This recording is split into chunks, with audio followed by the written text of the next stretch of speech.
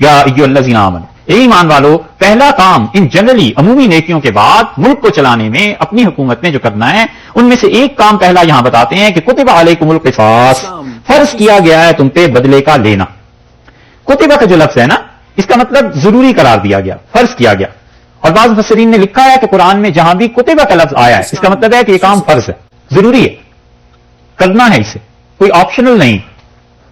کتب علیکم القصاص، اللہ نے بدلہ لینا برابری کی بنیاد پر. قصہ اصل میں کہتے ہیں پاؤں کی جو چاپ ہوتی ہے نا، اس آدمی جب چلتا ہے تو اس کے چلنے کو، اور پھر جب لوٹتا ہے اپنے پاؤں کے نشانات دیکھ کے، مثلا ایک آدمی گزرا اور پھر اسے راستہ یاد نہیں رہا کہ جنگل میں کون سا راستہ تھا، پھر اپنے ہی نشانات کو دیکھ کے واپس آتا ہے نا، یہ ہے قصہ، لوٹنا، واپس آنا. تو قصاص کو قصاص اس لیے کہا گیا کہ جو فعل اس نے دوسرے کے متعلق کیا تھا وہی فعل اس پہ بھی واپس آ گیا. اس نے قتل کیا تھا، وہی قتل اس پہ لوٹ آیا. کتب علیکم القصاص فی القتل، اللہ نے ضروری قرار دیا ہے قصاص کا لینا، بدلے کا لینا قتل کے معاملے میں. الحر بالحر، اور آزاد آدمی کو قتل کیا جائے گا آزاد کے مقابلے میں. والعبد بالعبد، اور غلام کو قتل کیا جائے گا غلام کے مقابلے میں. والانثى بالانثى، اور عورت کو عورت کے مقابلے میں قتل کیا جائے گا. یہ ہے قانون قصاص کا. تفصیلات تو اس کی فقہ کی کتابوں میں ہیں، وہ تو یہاں بیان ہو بھی نہیں سکتی. بنیادی طور پر بات یہ ہے کہ یہودیوں کے ہاں قصاص کے علاوہ کوئی چیز تھی ہی نہیں، قتل ہی تھا. اور عیسائیوں کے یہاں کوئی قانون نہیں تھا، معافی تھی. اب جب اسلام آیا جس نے آخر تک رہنا تھا دنیا کے رہتے تک، اللہ کا حقیقی دین، اس نے دونوں چیزوں کو جمع کر دیا. بتلایا کہ اگر قتل ہو جائے تو اس کے عوض میں قتل بھی ہے، اور دوسری چیز یہ ہے کہ تم پیسے لے کے اس قاتل کو معاف کر سکتے ہو، اس کا نام ہے دیت. تو ارشاد ہوا اسی لیے کہ دیکھو قتل کے معاملے میں ایسے عرب جو تھے ایک دوسرے کو جو قتل کرتے تھے تو اس میں وہ برابری کی بنیاد نہیں رکھتے تھے.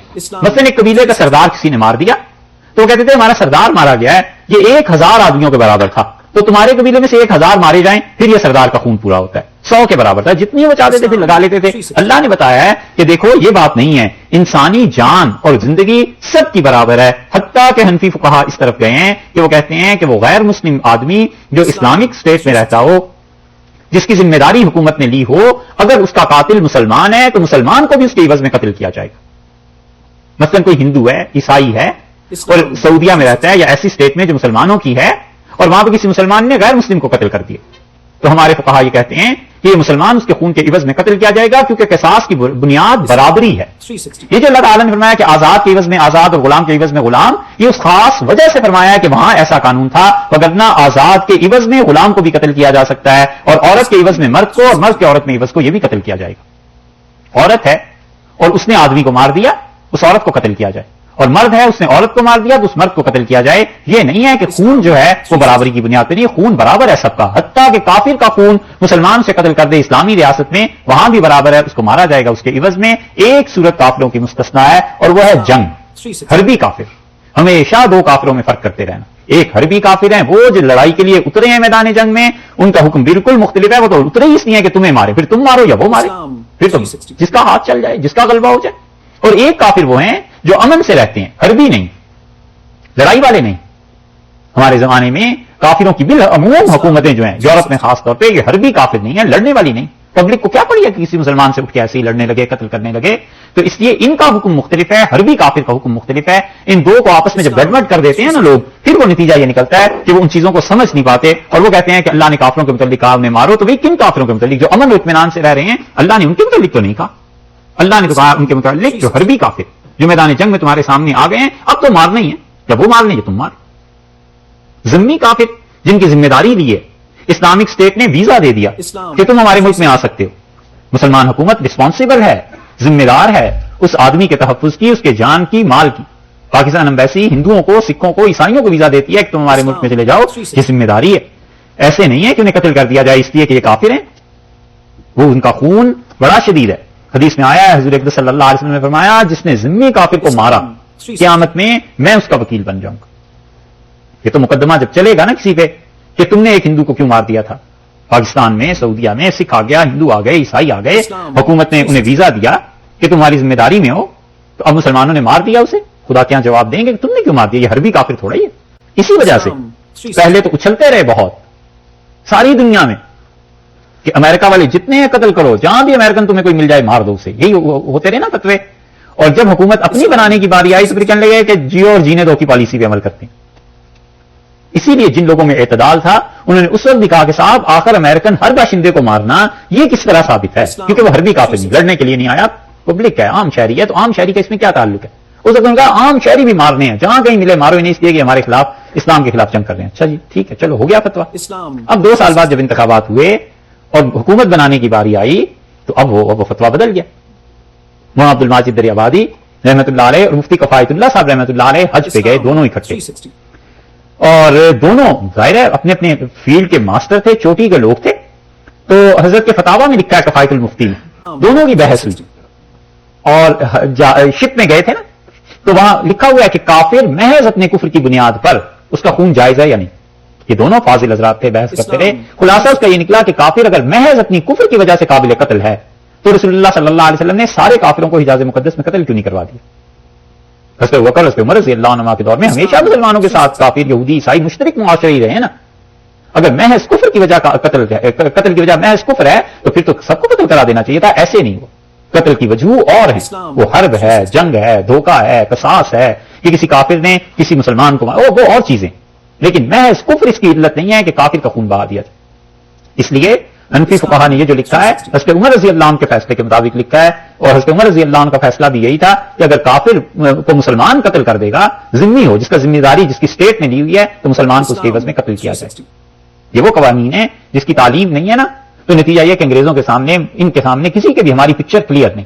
وہ کہتے ہیں تم تو ہمیں مارتے ہی ہو، تم تو ہمیشہ یہ کہتے ہو کہ ہمیں مار دو گے. انہیں سمجھانا چاہیے ایسی بات نہیں، تاکہ وہ اسلام کو سمجھیں، اللہ کے دین کو سمجھیں اور مسلمان ہو جائیں. اللہ تعالیٰ نے فرمایا کہ بل انسا بالانسا. اچھا، تو اس لیے یہ جو ترتیب ہے نا کہ آزاد کے بدلے میں آزاد، غلام کے بدلے میں غلام، اور عورت کے بدلے میں عورت ماری جائے گی، یہ اس وجہ سے کہ اس وقت حالات ایسے تھے، اس معاملے میں آیت ایسے نازل ہوئی ہے. وگرنہ کوئی بھی کسی کے عوض میں قتل کیا جائے گا، جو بھی قاتل ہے اس کی گردن اتاری جائے گی. قتل خود کیا چیز ہے اس میں بھی فقہا کا اختلاف ہوا ہے، اور قتل میں بہت سی ڈیفینیشنز اس کی گئی ہیں کہ کوئی تیز دھار آلہ لوہے کا لے کے مارنا، بالعموم اس طرف کے ہیں. پھر اور بھی اس کی صورتیں آ گئی ہیں کہ گولی سے مارا جائے تو کیا ہے، تیر سے مارا جائے تو کیا ہے، لیکن فقہ کی کتابوں میں سب کچھ ہے. فمن عفی لہ، سو جس قاتل کو، یہ ترجمہ مشکل ہے تھوڑا سا، فمن سو جو کوئی، مراد قاتل ہے، قتل کرنے والا، عفی لہ اس کو معافی مل جائے، عفیہ معاف کیا جائے، لہو وہی قاتل، جس قاتل کو معافی مل جائے، من اخیہ اپنے بھائی سے، یعنی جس کو تم نے قتل کیا تھا وہ بھی تمہارا بھائی ہی تھا.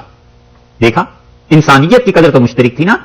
کیسا مناسب لفظ اللہ نے استعمال فرمایا یہاں پہ. اللہ نے کہا جس قاتل کو رعایت مل جائے، معافی مل جائے اپنے بھائی کی طرف سے، مقتول کی طرف سے، یعنی اس کے وارثوں کی طرف سے، شیء ذرہ برابر کچھ بھی وہ معافی دے دیں، یعنی وہ یہ طے کر لیں کہ اچھا ہم اپنے عزیز کے عوض میں تمہیں قتل تو نہیں کرتے، تم دیت ادا کر دو، پیسے ادا کر دو.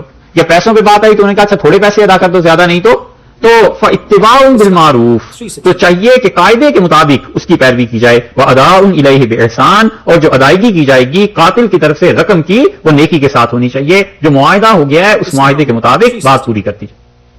دیت کتنی ہونی چاہیے؟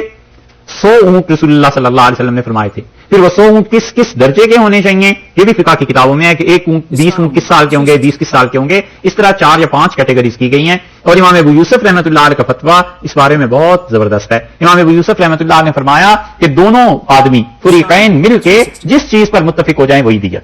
عام طور پہ عبادات کے معاملے میں امام ابو حنیفہ رحمۃ اللہ علیہ کے فتوے پہ عمل ہوتا ہے، کیونکہ امام صاحب رحمۃ اللہ علیہ میں زبردست احتیاط تھی عبادت کے معاملے میں. اور امام ابو یوسف رحمۃ اللہ علیہ کے فتوے پہ عمل ہوتا ہے قضاء کے معاملے میں، چونکہ وہ عملاً قاضی رہے ہیں اور فیصلے کرتے رہے ہیں عدالتوں میں، اس لیے امام ابو یوسف رحمۃ اللہ علیہ کے قول کو قاضی حضرات بہت ترجیح دیتے تھے. واداء الیہ باحسان، اللہ نے فرمایا وہ احسان نیکی کے ساتھ اس کی ادائیگی. ذالک، یہ جو ہم حکم دے رہے ہیں، تخفیف، یہ کمی کر رہے ہیں، یہ تخفیف من ربکم، تمہارے پروردگار کی طرف سے کمی یعنی رعایت ہے. اگر اللہ یہ حکم نہ دیتا اور کہتا قتل کے عوض میں قتل ہی ہونا ہے تو پھر تم کیا کر سکتے تھے؟ ہم نے یہ جو کہہ دیا ہے کہ قتل کی بجائے پیسے پہ بھی لین دین پہ بات ہو سکتی ہے. تخفیف من ربکم، تمہارے پروردگار کی طرف سے یہ تمہیں چھوٹ ہے جو دی جا رہی ہے. ورحمۃ، اور اللہ کی رحمت ہے. فمن اعتدی بعد ذلک، اور جو کوئی اس کے بعد حد سے بڑھ جائے، قتل بھی کر دے عوض میں اور کہیں پیسے بھی دو.